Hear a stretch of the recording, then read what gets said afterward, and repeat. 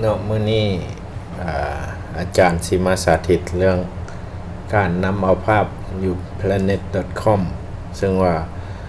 เป็นเว็บไซต์ที่มันอัปโหลดภาพถ่ายใหม่ๆเนาะซึ่งว่ามีความรายละเอียดสูงพอสมควรคืออยู่ในนี่มัน3 เมกเนาะแต่ว่ามันเหมาะสมสำหรับเรื่องโดยเฉพาะเรียกเรื่องการ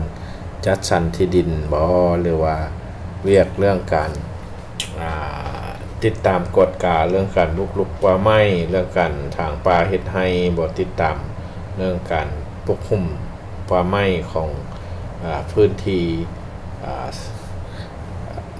ของบ้านบ่หรือว่าของเขตคุมบ้านนะค่อนข้างจะอัปเดตพอสมควรคืออยู่ในนี่เห็นบอกเขาเจ้าอัปโหลดรูปแต่วันที่18คือเมื่อก่อนนี้เนาะเขาเจ้าถ่ายแต่ว่าบางรูปถ่ายมันก็มีขี้เฟือบังเห็นอยู่นี่เนาะแต่ว่ากรณีเขตนี้แม่นวันที่21นี่ถือว่าเฮาได้ภาพค่อนข้างจะแจ้งเนาะสามารถนำใช้ได้หรือว่าเฮาสามารถเอาข้อมูลที่เขาเจ้าสั่งรวมเป็นเดือนมานี้มานำใช้ได้คือกันเนาะซึ่งว่ามันจะแจ้งกว่าข้อมูลที่เป็นมือบางครั้งเนาะเห็นบอกมันเขาเจ้าสั่งรวมภาพถ่ายอยู่ในแต่ละเขตเนาะเห็นบอกมันเอามาโมเสกกันและภาพนี้จะเป็นเดือนนี่ค่อนข้างจะชัดเจนแจ้งกว่าเนาะถ้าสั้นเฮาสิเอาภาพเหล่านี้นะมาลงทะเบียนข้อหมายว่าเอามาปรับแต่งใส่ตามค่าพิกัดตามที่ตั้งมันให้มันถึกตามแผนที่นี่หรือว่าถึกตามห้องห้วยถึกจำจุดบ้านมันต่างๆอันนั้นเขาจะเอิ้นการลงทะเบียนหรือว่าการ rectify หรือว่าการ registration ภาพถ่ายนะเฮาเฮ็ดจังได๋นั่นคือเฮาจะต้องเอาเซฟรูปอยู่นี้แล้วก็เอามา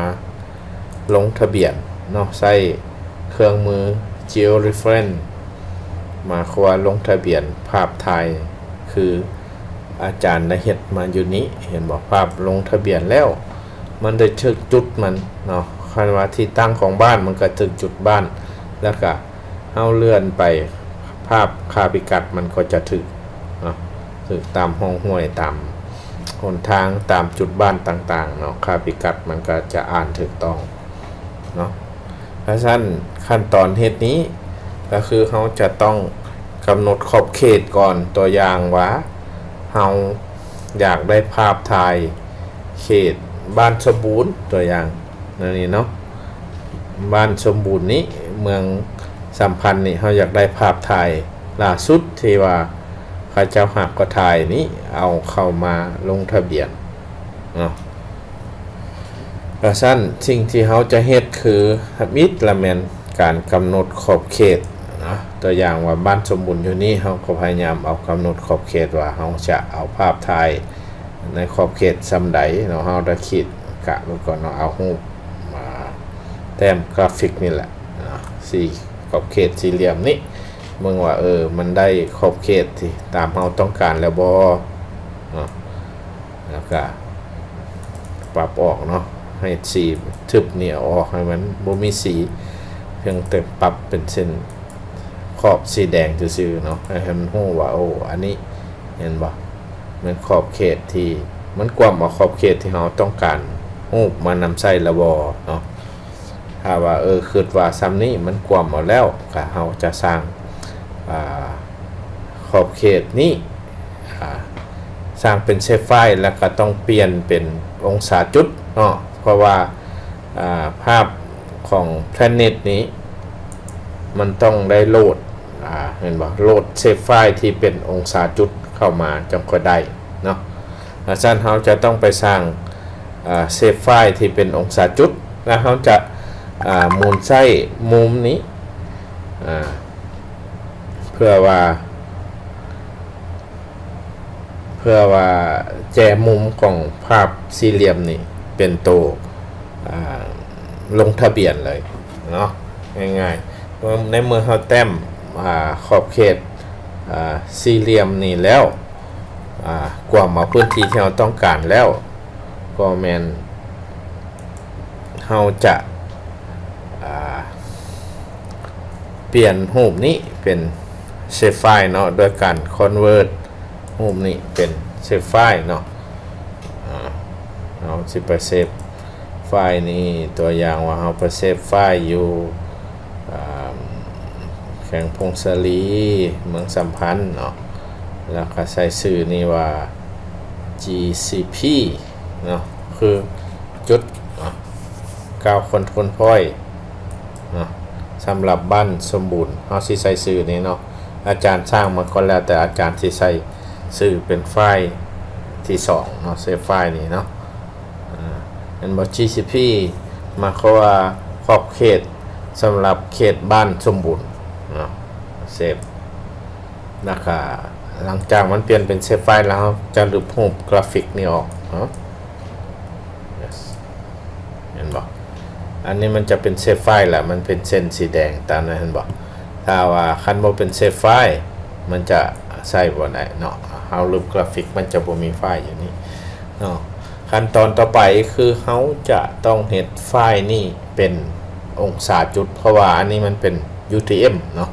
จะต้องเป็น Geographic Coordinate System เนาะเขาใช้คำว่า project นี่เนาะเปลี่ยนเซฟไฟล์ UTM นี้เป็น Geographic Coordinate System คือเขาง่ายๆลากถ้าว่าผู้บ่มีเครื่องมืออันดึงออกมาไว้นี่หั่นนะเขาก็ไปหาคำว่าsearch มาขวาซอกหาคำสั่งเนาะพิมพ์คำว่า project แล้วมันจะเอิ้นคำสั่งนี้ขึ้นมาใช้ได้คือกันเนาะแล้วก็ไปเซฟไฟล์นี้เอาก็พยายามเซฟไฟล์ให้มันถึกกับสื่อไฟล์ทมิตของมันฮะเนาะอาจารย์เซฟมาว่าสื่อเห็นบ่GCP box สมบูรณ์แต่ว่าตั้งแต่ว่าอาจารย์หมายว่าอันนี้เป็น Desmond Degree หมายความว่า Geographic Coordinate System เนาะหมายความว่าเฮาเฮ็ดเซฟไฟล์เป็นองศามันจังค่อยเป็นโพลีกอนเนาะเงื่อนไขที่เอาเซฟไฟล์นี้เข้าไปเปิดอยู่ planet.com ได้ก็ต้องเมื่อว่าเซฟไฟล์นี้เป็นโพลีกอนเนาะเป็นรูปเนื้อที่ปิดแล้วก็ต้องเป็นองศาเนาะเซฟแล้วก็เอาไปเลือกว่าอันนี้มันมันบอก geographic มันบอกวันเนาะ geographic coordinate system 1984 WGS เนาะอันนี้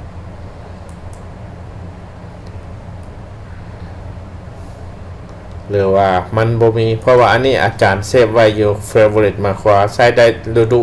อาจารย์เลยเลือกไว้เนาะหรือสำหรับผู้บ่ทันมีอยู่ favorite นี่ก็ถือว่าต้องเปลี่ยนเป็น geographic coordinate system เนาะเอาไปเข้าไปนี้แล้วเป็นของโลกเนาะเห็นบ่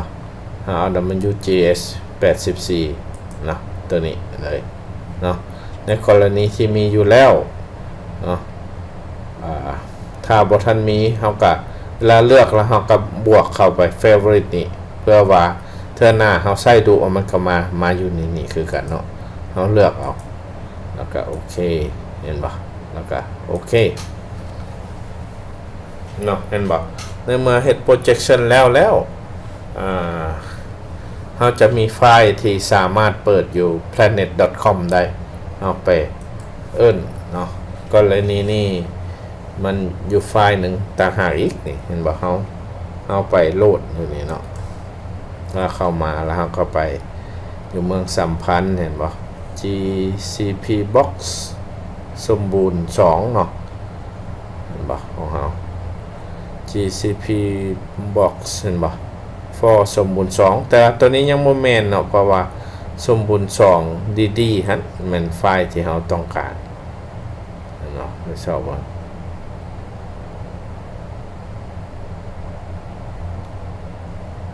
บอกอยู่ในนี้มีแต่ไฟล์